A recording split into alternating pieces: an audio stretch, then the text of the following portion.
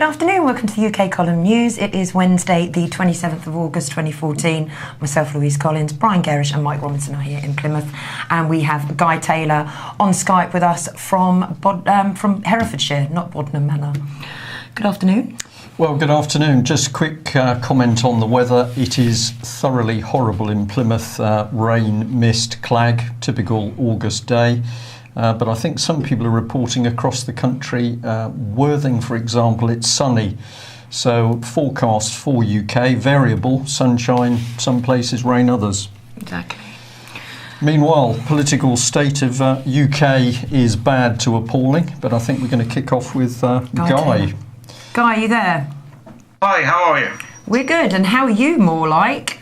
Very well indeed, yeah. So you got arrested? Everything's turned out very good. Okay, you got arrested, Bodnam got stormed. Talk us through it, Guy. Well, after we'd taken the place back, the police were very sort of communicative with us on the gate, and everything was fine. And then, obviously, these things are a live issue, and when you commit an act, then there's usually an opposing act. So I was waiting to see what the next move was, really, and it's all gone very well. The police steamed the place, overkill as usual, multiples of them, vans and everything else, helicopter, the whole performance. But when they turned up at the place, they were embarrassed to be there, is all I can say. They wouldn't answer questions, and I basically said to them, well, if you want to get into this building, then you're going to have to break the law and to get in. So we'll see where we are in this game, because this is a civil matter at the very most. And so they did. They broke in. So I said we'll go quietly, and we went downstairs. And the police then arrested me, and said that they arrested me for under the Squatting Act, Legal Aid and Squatting Act 2012, and burglary originally. So that's fine. That's great. I said, well, if there were more of us than you, we'd be arresting you because you're the ones who committed the crime. Ultimately, they took me off to the police station. I was there for about 11 or 12 hours. I had a very interesting interview over the course of perhaps 3 or 4 hours. And the police in general down there were really, really nice. And it seems to me that the police officers themselves were uncomfortable with the situation. I had a firm handshake and a wink off one inspector. They were letting me use the exercise yard and stuff like this, which is unusual, really. But they were very, very nice with me. But I feel there's obviously an element, some sort of string pulling further up the food chain that's causing them difficulty. And the interview was fine. The first thing I said was, I'll answer any questions you want on the condition that you answer one for me. Are we all equal under the law? And the two girls who interviewed me, I'm not sure if the one had an earpiece in, we went through the interview. Anyway, ultimately, I was asking for evidence to support their position. They've arrested me for a crime. So what evidence have they got to support that position? And, of course, they haven't got any. And I don't say that lightly. They've got a land registration document, which I've already been in communication with the land registry and telling them that there was fraud going on in the dealing. So, I mean, ultimately, we've got a position where they've arrested me for a crime that there's no cause of action. It doesn't exist. So we're going to court on September the 10th, and that's going to be very, very interesting. We've got a CPS whistleblower has given us a document which shows what criteria they need to support the position for evidence in this matter. And they haven't got it. So it's going to be very interesting on September the 10th. And anyone who can be there, I'd appreciate the support. But very interesting. I've been arrested for a crime that's not... It's a complete abuse of process, because there's no cause of action. There is no reason to have arrested me, and there's no evidence to suggest I'm not the owner. So we'll see where it goes from there. Well, Guy, thank you very much for that. Of course, for new viewers to UK Column News and overseas viewers, what we're talking about here is people's property, people's homes, businesses being stolen as a result of criminal activity running through the courts, running through the land registry, documents forged, court documents with no stamps, no signatures from judges. This is clearly well, I was going to say the start, but I think what we're demonstrating is that we are witnessing a major breakdown in law and order within Britain. And of course, if that situation exists, then everything else we're seeing happen is based on sand. So British troops deployed overseas, can we trust the government? No, we can't. What's happening with children? What's happening with whistleblowers of abuse? We'll be covering that in the programme.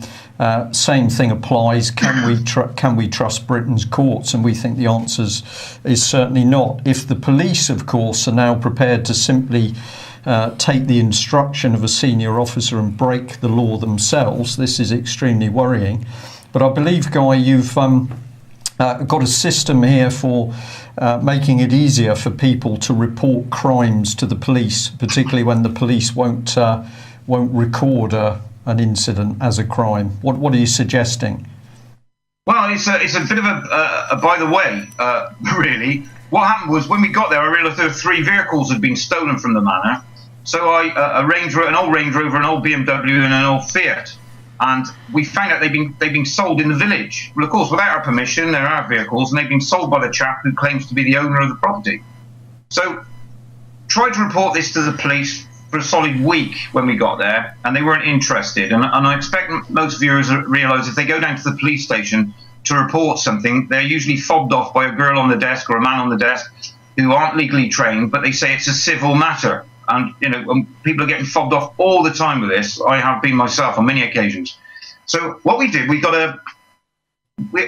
to a decision, and with the help of Mr. Ebert on this, we wrote out a crime report ourselves. And as you may or may not know, but when Linda was on the air with you the other day, they had a group of plainclothes officers trying to snatch her from our property. And so we had to go down the next day for her to give an interview, which we did, and I decided to report the stolen vehicles. So what we did, we wrote a crime report out, as you see it there, very basic, very simple. And while Linda was being interviewed, I went to the desk and handed over that crime report, signed, and I handed it over to the police. And within 5 minutes, the girl behind the desk had written that on the bottom and given me an incident number. So it's become a crime. Guy, the writing of the police person is a little bit small. Are you able to tell us what she's written at the bottom of the document? Yes, I have created this report and the report number in relation to the above report of theft of motor vehicles made by Mr. Taylor, 6808 Freeman. And they've put a receipt stamp on the bottom. So it actually gets put into the system.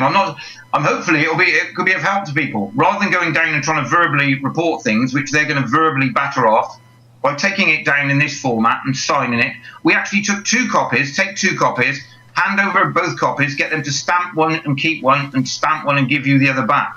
And then that way you've actually reported a crime. And, hey ho, off we go. I mean, we've had great difficulty reporting crimes before, being told everything's civil. Even though the vehicles were on our land, and because they were saying that the land had been sold to someone else, obviously all the property they were claiming was the other owners, or the claimed owners. So here we go, going in with a crime report like that, very basic, just write it out yourself.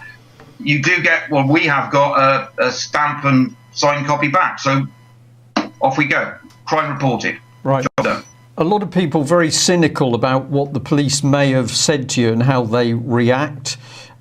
Do you seriously believe that some of the police are starting to pay attention to the sort of evidence that you have to show the fact that property has been taken from you illegally? Well, what I think is looking at it from they look at it in sort of a programmed manner. And how I look at it is this. If someone comes up to you and says that they've got a full driving licence and they passed their test, and they could show that to a police officer, and upon examination, it's a full driving licence and they've passed their test. But if you later discovered that their brother had done the test for them and they were on video discussing it, and in fact there'd been someone filming on the day and it wasn't the chap who took his test, then he wouldn't be the person with a full driving licence, because documents are false if the circumstances are absent. And this is what we're finding. We're finding such an abuse in the culture all the way through that nothing stands up to scrutiny. And so in the case with us, the only thing they're able to produce is a land registry document. Well, to get a land registry document in that manner, there has to be certain criteria. There has to be a sale of transfer and completion statement. There has to be full land registry documents, title deeds showing the guy's name, and and evidence of who purchased it from me. And of course, there's none of that. All they've got is the registered owner on there as being me up until July the 3rd, and then all of a sudden it magically being somebody else without anything in between. And of course, so we're saying maybe that guy was a victim. Yeah, maybe he was. Okay, it's starting to sound more and more suspicious because of the price of the property was sold for, which is allegedly £305,000, which is clearly ludicrous. But but that's that. I mean, the police, I think, are very uncomfortable, and I say that as I said, the desk sergeant down there was very, very hospitable with me. The inspector down there was very nice. They all seem to be a bit awkward with it all. And I know that the brilliant people rang up and overloaded the West Mercia Police's website, and there was 126 comments up on the website, which is, I don't think I've ever probably had that much interest in their website before. So maybe they are. Maybe, look, let's hope the best of all people, really, and let's hope that they are looking at things and examining things. But they're certainly not being arrogant and cocky with me one-to-one. They're being very respectful, and I've had good feedback off them individually. I just feel that there's hidden hands pulling strings further up the food chain, which is causing. Of course, you're going to get the odd cocky, arrogant one, like you do on all these things. The police, as we've been saying, we believe that the police are probably being programmed into certain behaviour patterns, as you've been saying, Brian. Okay, so just as a final comment, so the next step is another hearing in September, and what would you hope to achieve in the next court hearing? Well, I think I don't want to get too excited. Let's wait and see, Brian. I mean, again, it's a live issue, and they're in a position they haven't been put in before, all round. We know that they haven't got the satisfactory criteria for supporting the other guy's ownership. Therefore, it's basically a fraudulent charge. And if you remember the last time I had a court case, it went on for 2 years, and I'd been saying the same thing then, that they were using fraudulent documents and that there was no evidence. It took 2 years for them to unravel that, and I was acquitted on the day when the Crown Prosecution Service withdrew the case, and I was awarded costs against the Crown Prosecution Service. So really there's a conflict of interest between me and the Crown Prosecution Service in any event. So I don't know. I think something serious will happen on the 10th, because the local newspapers have told me that there's going to be a lot of cameras there. If I'm wary of cameras, or obviously it doesn't bother me. The work and the job has been to get these things to this position and getting these things in front of the criminal court, because we know that the civil and county courts aren't fit for purpose in this country, and hopefully this will help firmly establish that. So let's see what happens. Okay.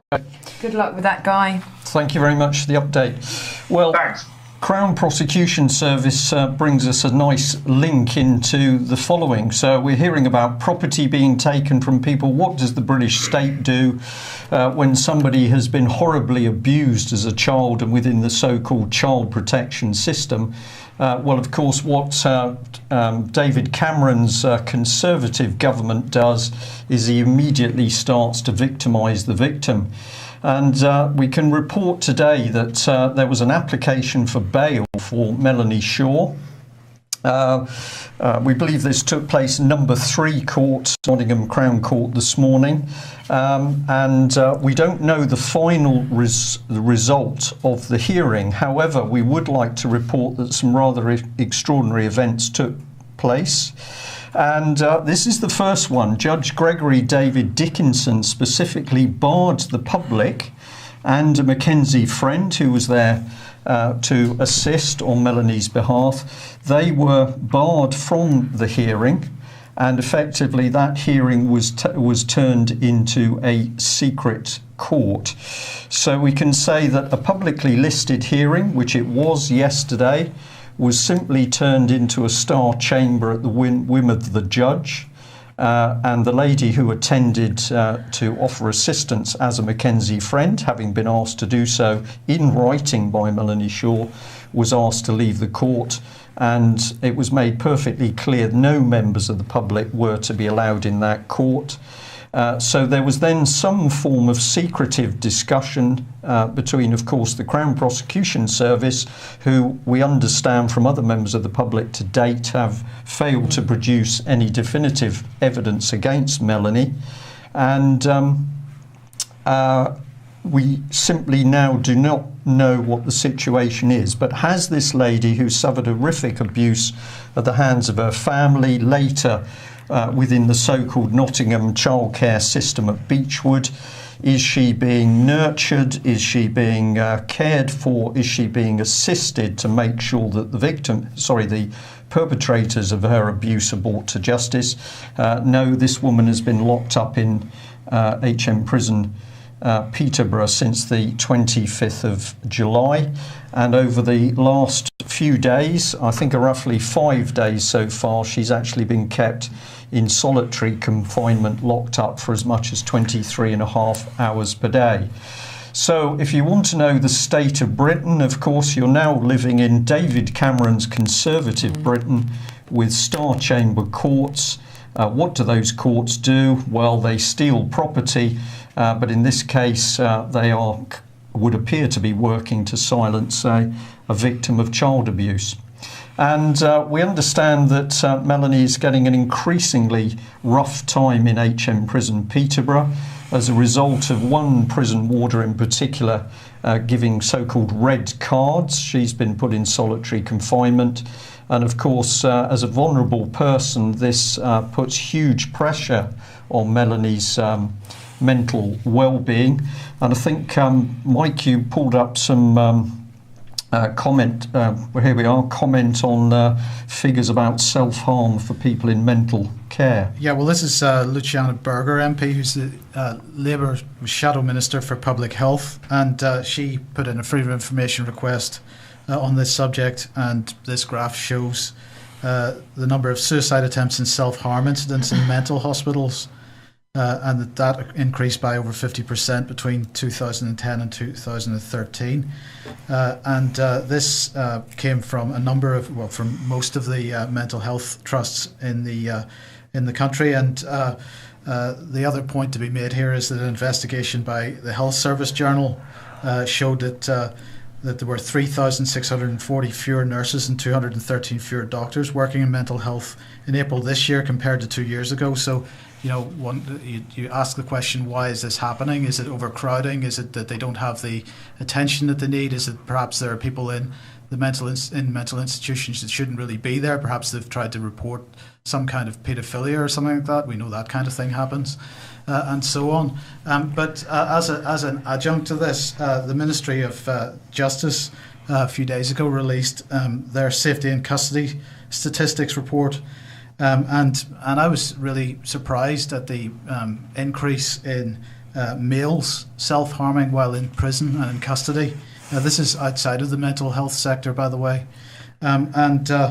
so they're saying that the rate of male individuals self-harming increased from 58 males per 1,000 prisoners in 2005 to 71 males per 1,000 prisoners in 2010. And since that rate of increase slowed a little bit, but it actually increased again in the last 12-month period. But it's okay, because each prisoner only harms themselves 2.4 times.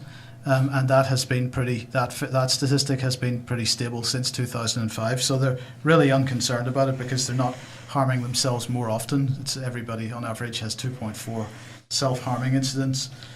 So again, you got to ask the question, why is this increase? Is it that there are more and more male prisoners being pushed into smaller and smaller spaces? Is it that prison officers are becoming more aggressive? Is it there's more bullying going on? I noticed that the female figures are dropping, and they did initially in 2010, I think, or 2011, drop quite significantly, although that's flattened out again. So that may be an aberration, but I think that the male statistics really are a cause for concern, and we should be probably looking a bit deeper into why that might be.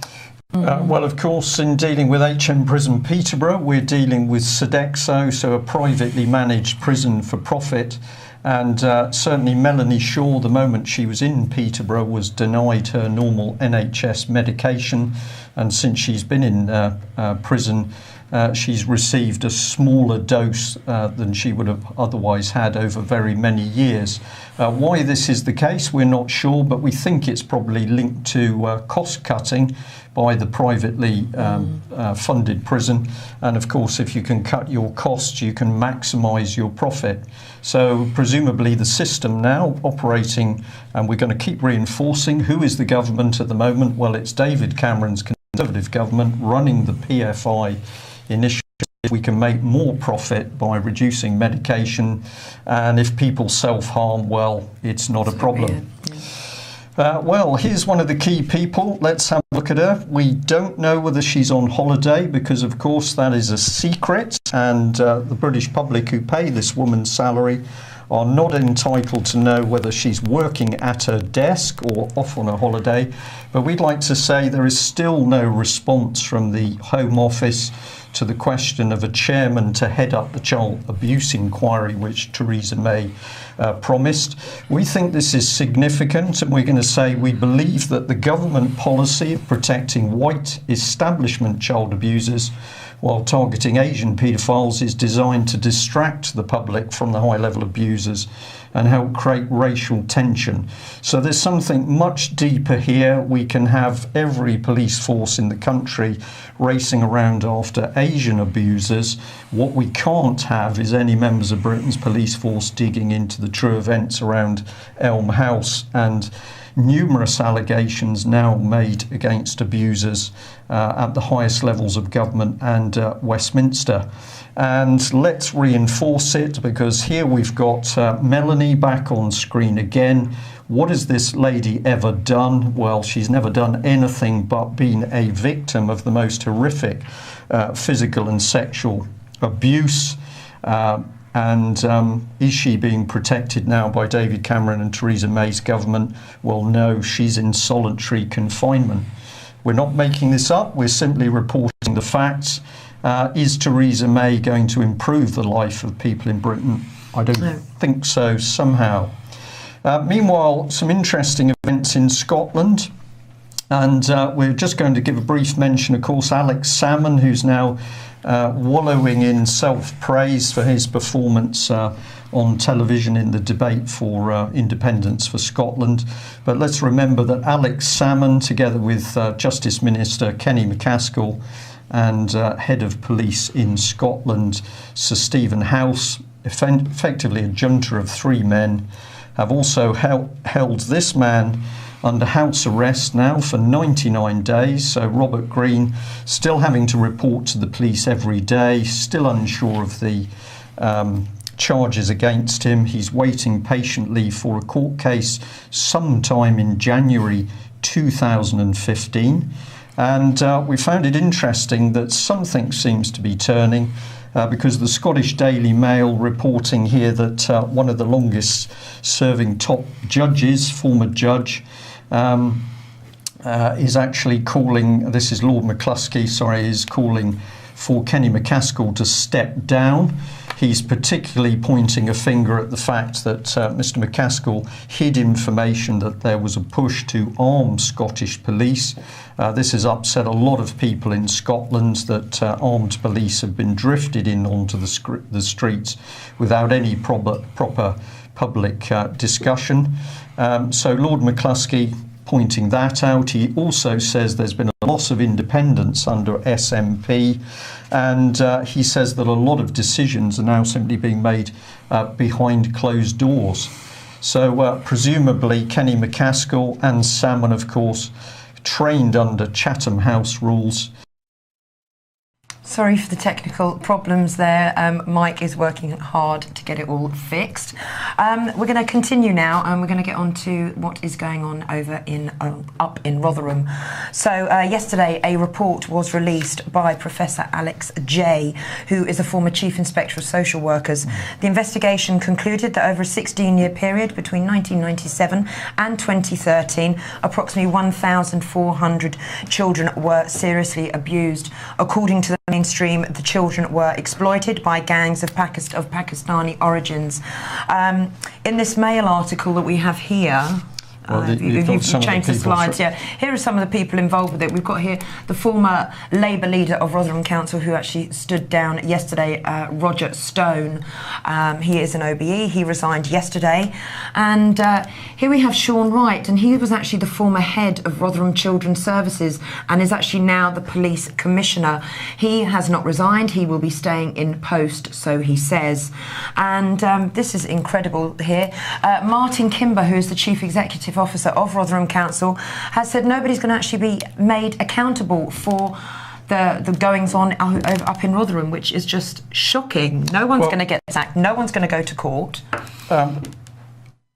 This is the nub of the matter. We are seeing wherever children are being abused, the most that happens is that there's some form of civil action, which invariably means that there's going to be some attempt to buy off the victims.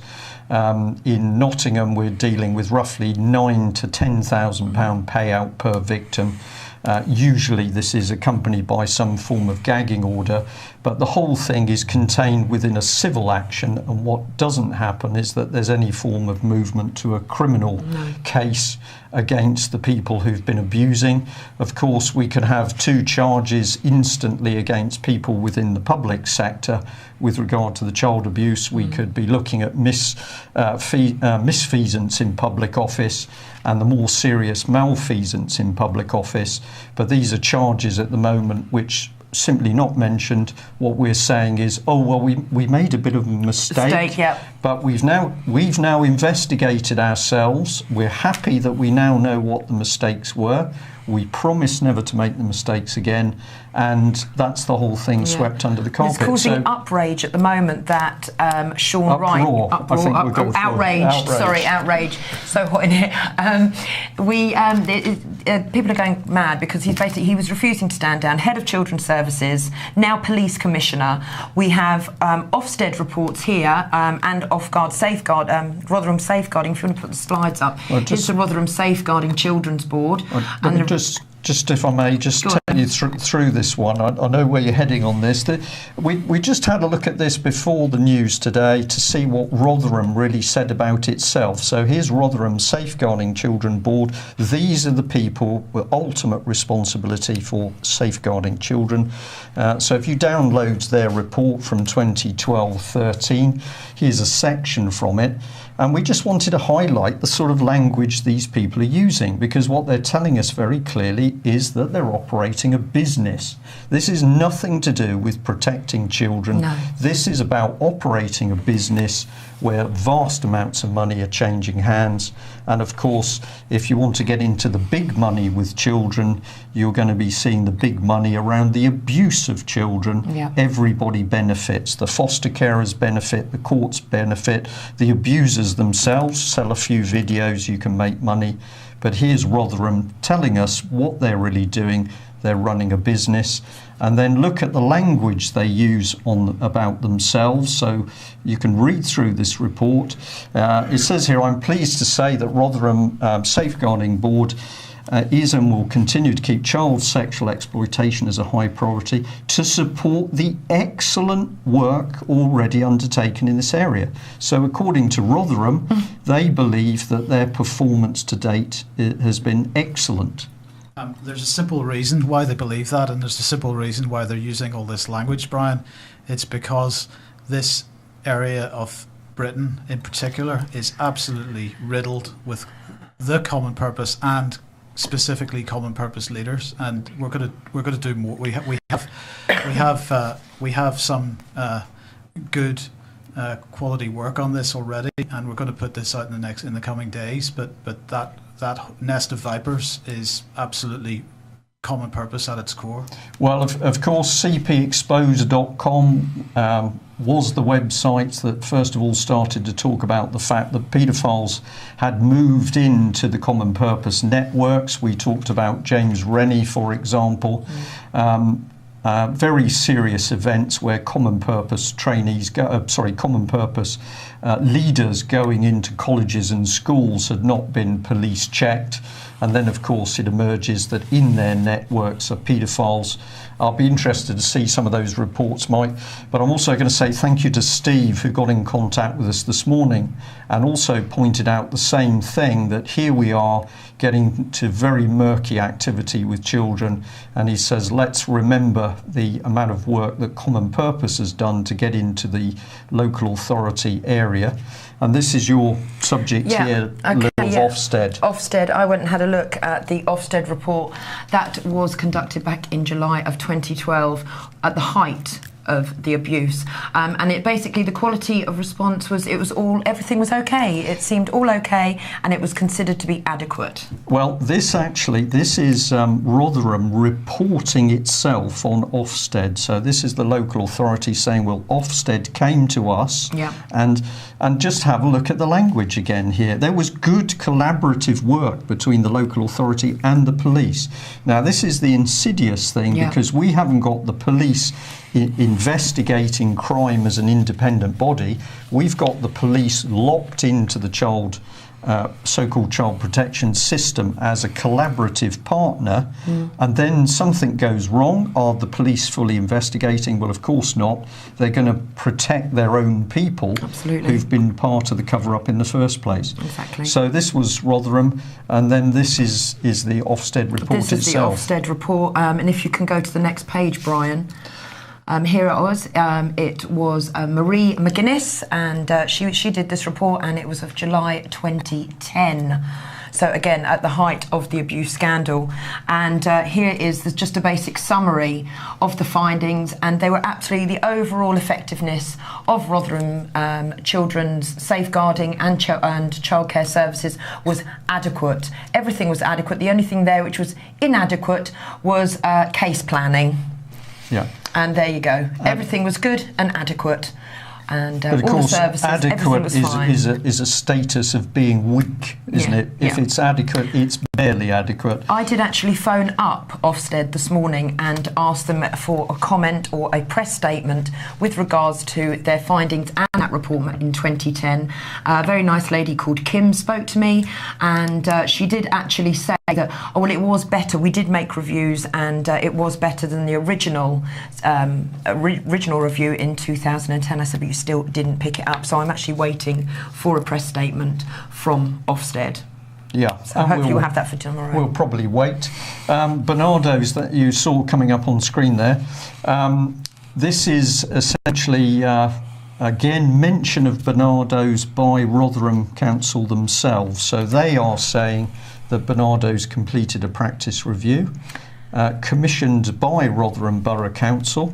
So Bernardo's, that of course works in a collaborative sense with all the local authorities to protect children, is then brought in order to supposedly complete an independent review. Yeah, Nonsense. well, I actually spoke to Bill Maloney first thing, and he told me to look up Eamon Holmes on Sky News this morning, where he laid in to head of Bernardo's, Javid Ahmed, I think his name is, and I urge people just to Google Eamon Holmes this morning, talking to the guy from Bernardo's, because Eamon Holmes basically said what we're saying. Why did they not pick it up? And when asked, should Sean Wright be removed as police commissioner, the guy would refused to answer. And this guy is supposed to be looking after children, and he's sitting on the fence protecting the people who are there to look after the children. So shame on you, because Bernardo's. All of the people supposedly protecting children are making vast amounts of money out of the abuse of children. So that's the minimum we can say.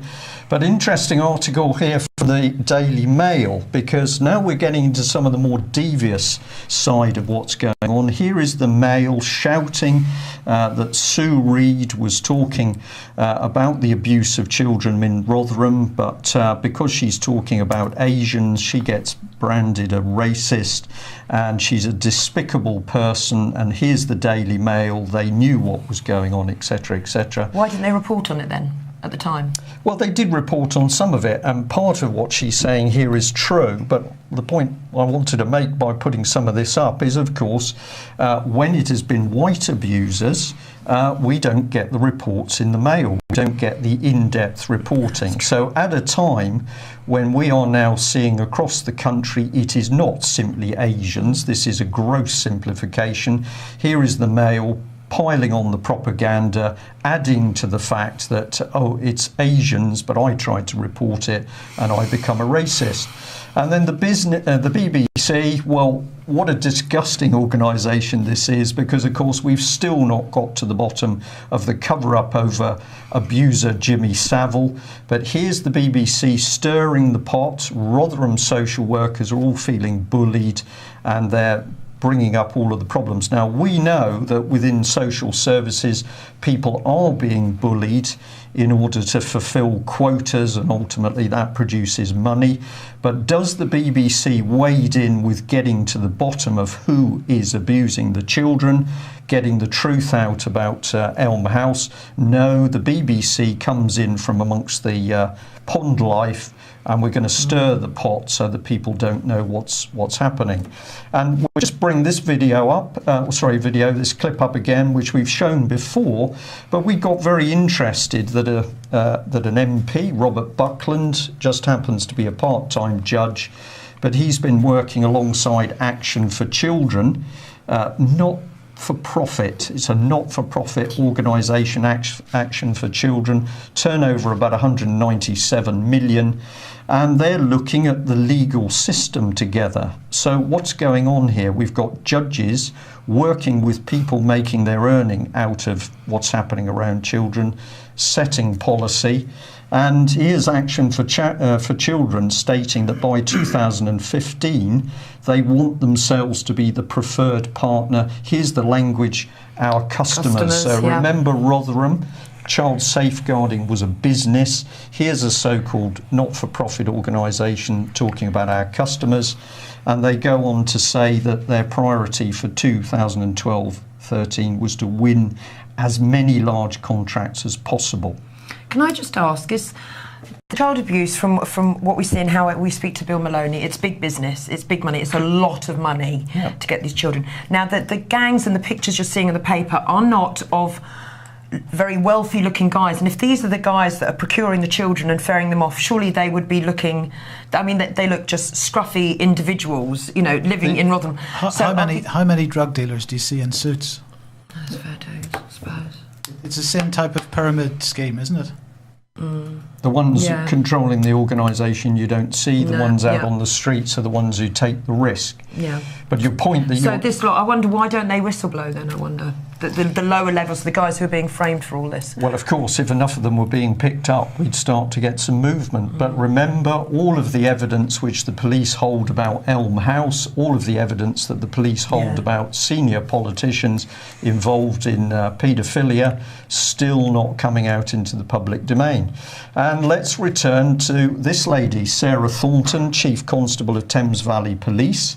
And we return to Oxford and Cherwell Valley College, where of course it was an Asian gentleman that reported to the police virtually 100 times that white youngsters at the college were being abused. The police simply did not investigate. This man was bullied, lost his job, and there was a clear cover-up between the local authority, Oxfordshire City and County Council, Oxford and Cherwell Valley College, and the police authority themselves. So basically, the documentation's now emerging, clearly showing that Thames Valley Police simply failed to record the abuse. They didn't process documents, they didn't investigate, and the Asian trying to protect children, Thames Valley Police don't want to know. Let's put that in a simple form. Once we know the government can do this around children, well, we can't trust them on anything else. So despite those reports, who was involved in the cover-up? well, here they are. The councils, County Council and City Council, the police themselves, the local area designated safeguarding officer for children. We've got the whole of the Oxfordshire Child Safeguarding Board, which of course includes the police. The BBC got involved. They looked at some evidence and then pulled out. ITV did exactly the same. None of the councillors wanted to take any action, and Ofsted, who were also informed, took very little action. So this is actually how you cover up corruption. Yep. And perhaps it takes Press TV to talk about what the real corruption in the police is. Exactly. Hacking, selling of stories and connections with criminal underlords are just some of the reasons why police officers have been suspended. Documents released under the Freedom of Information Act show a total of 460 officers had faced corruption charges in the last 5 years. The Met Police apparently came out tops with 119 officers and 67 other employers having been suspended. So this is something that's close to Michael Doherty's heart, I know. And as you say, Brian, Press TV are the ones to come out and report on it. Yeah, well, where does that take us? Probably the political scrapbook, I think. Mike? Yeah, political scrapbook here, highlighting the situation with the funding of conservative. The funding of conservative constituencies, and they're really pointing out here that the Electoral Commission, of course, requires people to declare donations to political parties, but in this case, they're saying that individuals are hiding. They describe it as hiding behind unincorporated associations. Now, an unincorporated association is a group of people who choose to work together. They're not incorporated. They're not a legal entity. As individuals, they are legally responsible for their own actions, any contracts they take. But this the political scrapbook here really saying that instead of individuals having a limit of say £1,500 a year on what they could donate to constituencies, that in this case people are donating as much as £7,500 per constituency, and of course there are 27 constituencies that are currently operating under this sort of regime, if you want to call it that. So we're talking fraud, really. We could loophole, but it's fraud, is it? Well, indeed, yes. So if if we look at this website here, which is searchthemoney.com, you can look and see who is giving money to the Conservative Party. So in this case, one of these unincorporated associations here, you can look at how much money they are declaring to the Electoral Commission that they've given the Conservative Party each year for the last whatever number of years it is. So what the article that we're talking about is saying is that in fact the information on this website is wrong, because there's money being given in a covert way, effectively, and really they're certainly singling out the Conservative Party for this behaviour. Yeah. Well, let's chop across to our mention of Mr. James Foley, I think. Of course, LiveLeak had the video last week, and I just really wanted to highlight here that LiveLeak no longer has the video, or at least if you're in the United Kingdom, they certainly don't have the video, because this is the page that the James Foley video was on, and as you can see, it is no longer available in this country. And so I've asked LiveLeak for a statement as to why they would have taken this down, or at least censored it in this country. At least clearly must have come from a request, shall we say, from government or the police. But I think this got to be seen in the context of the comments from the police last week, and I think that this is pretty disturbing, actually, that this type of censorship is already happening in this way. Well, we are supposed to have seen a murder of somebody on camera, evidence, supposedly. Then when we talk about that evidence, well, that has to be taken off the internet under censorship. We have a victim of abuse, somebody we should be listening to, we should be hearing their evidence in the public arena, so they're put in solitary confinement to shut them up. Mothers put away in psychiatric units. This is us reporting from Britain, 2014, David Cameron's Conservative government. What we're seeing now is internet censorship, people speaking out about the state being locked up. It's obvious what's unfolding. And I think you've got a picture of Gaza here, Mike. Yes, indeed. I was asking, was this Gaza? But in fact, it's South Wales. So I think this is Cardiff and Newport. And this is because the NATO conference is happening next week, the 4th and 5th of September, I believe. They're expecting 20,000 protesters. People in South Wales complaining bitterly at the security operation and the impact that it's having on their lives. But, you know, absolutely staggering that they've basically built this fence. It's a 10-mile long fence. 9 foot high. Yes, going around the venue, but also they seem to have significant fencing within Cardiff. And the event's happening in Newport. So why they've also got a fence in Cardiff, it seems a bit unclear. I don't know if you've seen the photographs. It's almost like checkpoints, people going through these big iron gates just to walk down the high street. Well, this is what Belfast was like in the 1970s. Yeah, So this is exactly what it was like. Every street was barricaded off and you had to go through a security check in order to go to the shops. So my question is, they're protecting these people. What are these people so frightened of? What do they need protecting from? Well, the truth? More to the point, if people really want to protest this, I suggest that the simplest way to do this is for 1 million people, because there is an entrance through this gate. Everybody's going to go through it in their cars. That's why there are speed limits on the M4 and so on. If 1 million people simply sat down outside that entrance, peacefully, quietly, no noise, just sat down and simply said, "You're not leaving this until the wars stop. You're not leaving this fence. You build a fence around yourselves. You can stay in there like a prison.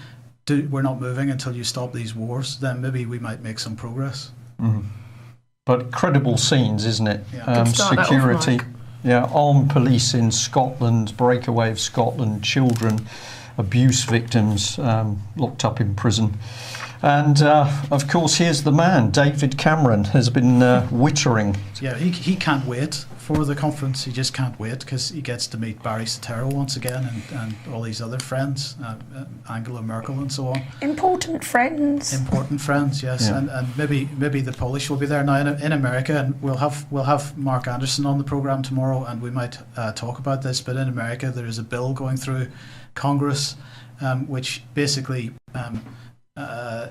it is basically a direct act of war, it looks like, on Russia, and global research highlighting that. Go and have a look at that if you want to preempt tomorrow's programme. But this is a very important conference, I think, this NATO conference, and is going to set the scene for the next few years. And troubles in the world. I think we're going to cut there. We've had a little bit of a staccato news today because there's been a few strange things going on with technical black boxes that I've no idea what they do. So apologies for that, but we will be back hopefully with a smoother news tomorrow. Hopefully. Yeah, can I just remind everyone about the UK Column t-shirts? They're on the website. If you get them, it's just supporting what we do, and hopefully we can upgrade our system so we don't have so many technical difficulties. And obviously the UK Column bumper stickers and leaflets are available. So if you're interested in any of these, just email Carol with an E at ukcolumn.org. And that's it. There we are. And do tell your friends about us, and thank you very much for the team from America who said, "Well done, UK Column, we enjoy watching you," and many other people in the US are also starting to do the same, so thanks for that. Follow Brian on Twitter. Oh yeah, Brian's twittering. I am twittering, yes, and contrary to a lady from overseas who said that my come on, what is the right word profile for a picture? My profile picture was a chicken. It is in fact Beaky from the UK Column, so I don't want any scurrilous tweets going out there trying to claim a chicken when in fact it is Beaky. But what we are starting to see is that simple factual information about what's really going on in this country is now starting to move over Twitter. And could we displace David Cameron, who's got some 740,000 misguided followers? So could he be blown off his perch? I think he could. I'm going to try and do my bit with Twitters. So what is his? Do you know what your Twitter name and account is? It's Brian at Brian G UKC. Brian G UKC. There you go, guys. Don't embarrass me on air. Okay, thanks very much See you for joining tomorrow. us. Bye Bye.